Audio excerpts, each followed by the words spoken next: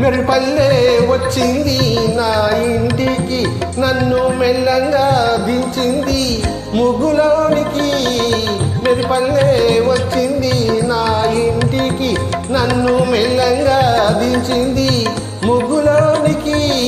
తలదాచుకుమ్మని తావిస్తివి, తలదాచుకుమ్మని తావిస్తివి, పిల్ల దొరికింది చాలని ఇల్లాలి చేస్తివి.